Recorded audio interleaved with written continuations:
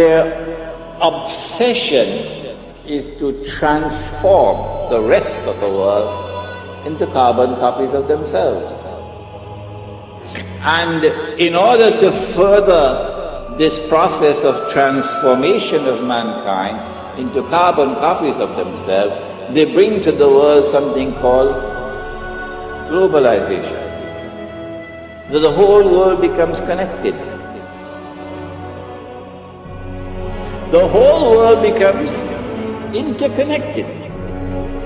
And as the world becomes interconnected, television is used as the master instrument for brainwashing the rest of mankind and causing mankind to become copycats of the West.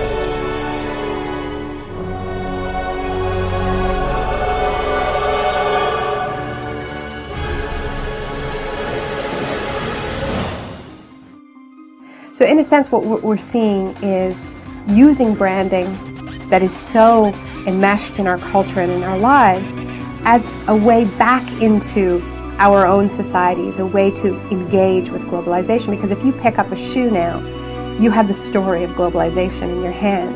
You have leather that was maybe produced in Argentina, shipped to the Philippines, produced by a Korean subcontractor that went through a Hong Kong broker that was dealing with a company in Oregon. So you're looking at this thing, and if you can deconstruct it, if you can trace all the components through the global economy, and not only that, but find out how much that company that's selling you that shoe spent on advertising last year and how much money they paid a superstar athlete to sponsor them, then you have the disparities of the global economy in miniature, the winners and the losers. What we've seen in the past 6 years is an explosion of brand-based investigative activism, where you have campaigners that have peeled or looked behind the brand, peeled away the facade to see how the goods are produced.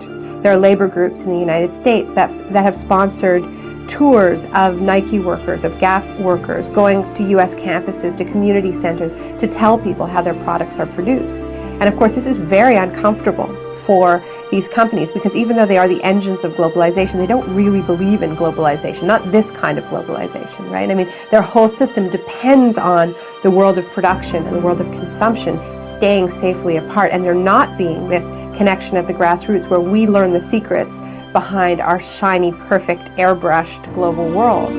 So now these brands have become, in many ways, the most visible targets of globalization, so much so that whenever you see a protest, during a protest, there'll be a line of riot cops guarding the Starbucks, guarding the Gap, guarding the McDonald's. And this strikes me as tremendously symbolic, somehow, that they're guarding the facade, the entry point into the world of globalization. And what this activism is doing is it's putting them together. And it's going to the shiny facade of the brand outside the mall, outside the superstore, and saying, we know how your products are produced. That's what these campaigns do. They make globalization real. They say, it's about the food that you eat, it's about the clothes that you wear, it's about the toys you buy your kids.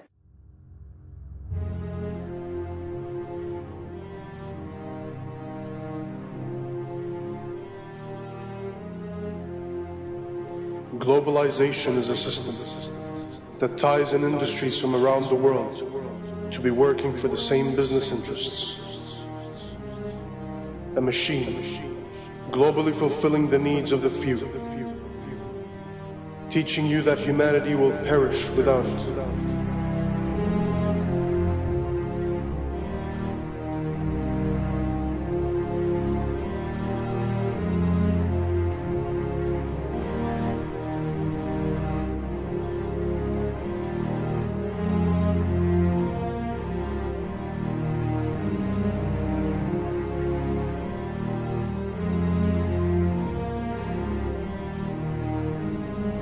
In a globalized world, corporations become living, breathing persons, a modern-day slave master.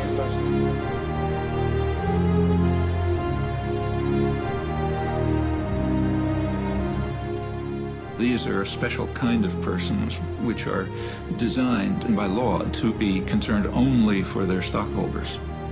and not say what are sometimes called their stakeholders, like the community or the workforce or whatever.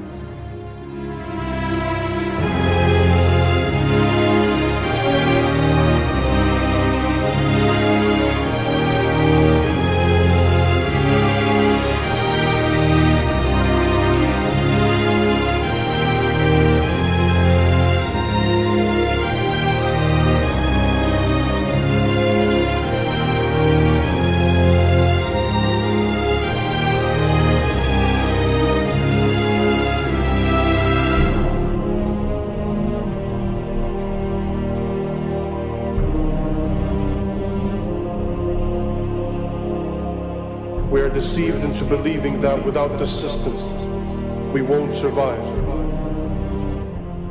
But in fact, the system won't survive without our support. Just like a beehive, it needs its drones.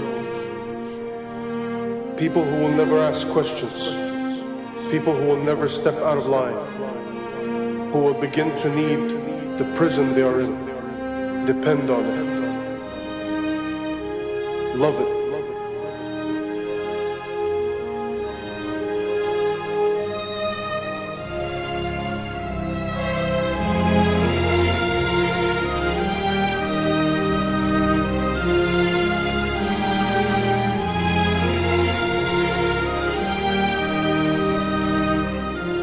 Have we lost our humanity? Have we become the gears of the machine? A machine which only survives by feasting on us, guzzling us up, digesting us, only to excrete out its capital.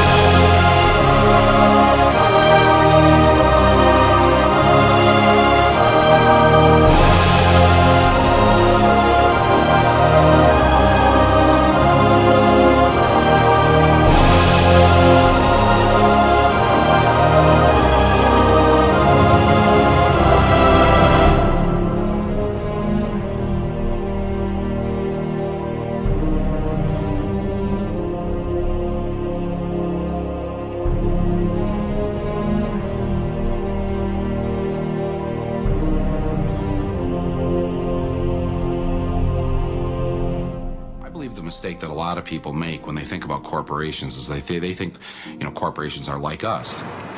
General Electric is a kind old man with lots of stories. Nike.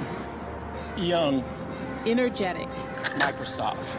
Aggressive. McDonald's. Young, outgoing. Monsanto. Immaculately dressed. Disney. Goofy. The Body Shop. Deceptive. They think they have feelings, they have politics, they have belief systems. They really only have one thing, the bottom line. How to make as much money as they can in any given quarter. That's it. Of course they make a profit, and it's a good thing. That's the incentive that makes capitalism work, to give us more of the things that we need.